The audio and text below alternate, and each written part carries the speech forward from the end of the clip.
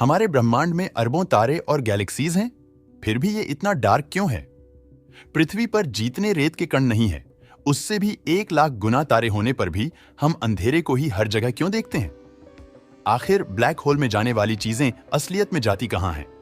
ये सवाल सुनने में जितने इंटरेस्टिंग लगते हैं, इनके जवाब उससे भी ज्यादा इंटरेस्टिंग है। ऐसा इसलिए है क्योंकि इन सवालों का जवाब विज्ञान के सबसे खतरनाक पैराडॉक्स से होता है, जिनकी चर्चा हम आज के इस वीडियो में करने वाले हैं। सबसे पहले बात करते हैं ब्लैक होल इंफॉर्मेशन पैराडॉक्स की, जो कि आज तक वैज्ञानिक के होश उड़ा रहा है। ब्लैक होल ब्रह्मांड के सबसे खतरनाक ऑब्जेक्ट है। ये आकार में इतने विशाल होते हैं कि अरबों तारे भी मिलकर इनका मुकाबला नहीं कर सकते। इसके अंदर जो चला जाए वो कभी वापस नहीं आता। जो भी चीज ब्लैक होल के इवेंट होराइजन के अंदर जाता है, उसका वापस आना इम्पॉसिबल होता है। ऐसा इसलिए क्योंकि इवेंट होराइजन को पार करने के लिए आपको जो इसके वेलोसिटी यानी स्पीड चाहिए, वो लाइट की स्पीड से भी ज्यादा है। और आप जानते हैं कि लाइट की स्पीड से तेज इस ब्रह्मांड में कुछ भी नहीं। इसलिए जो भी चीज इवेंट होराइजन यानी ब्लैक होल की बाउंड्री के अंदर चली जाती है, वो इस ब्रह्मांड से हमेशा के लिए गायब हो जाती है।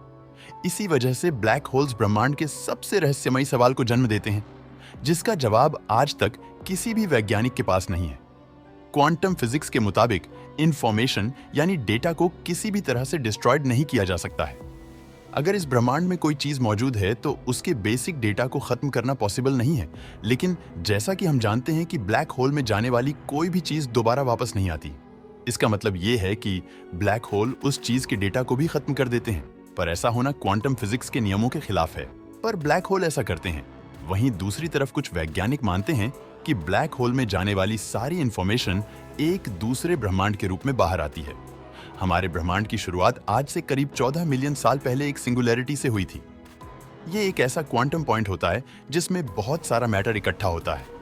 इंटरेस्टिंग बात यह है कि ऐसी ही एक सिंगुलरिटी ब्लैक होल के केंद्र में भी पाई जाती है। कुछ साइंटिस्ट के मुताबिक ब्लैक होल की यही सिंगुलरिटी आगे चलकर एक ब्रह्मांड का रूप ले लेती है, जिससे इंफॉर्मेशन पैराडॉक्स सॉल्व हो जाता है।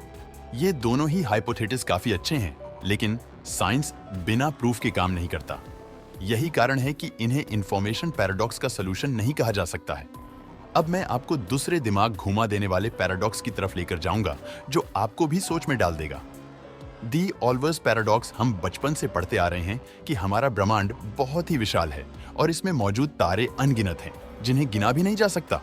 लेकिन इस फैक्ट के बावजूद जब हम रात के आसमान को देखते हैं तो वे हमें बिल्कुल डार्क दिखाई देता है। अगर हमारे ब्रह्मांड में अनंत तारे हैं तो उनके द्वारा रिलीज की गई लाइट पूरे आसमान को उजागर क्यों नहीं करती? ऑल्बर्ट्स पैराडॉक्स इसी क्वेश्चन पर आधारित है। आइए इसके बारे में अच्छे से जानते हैं।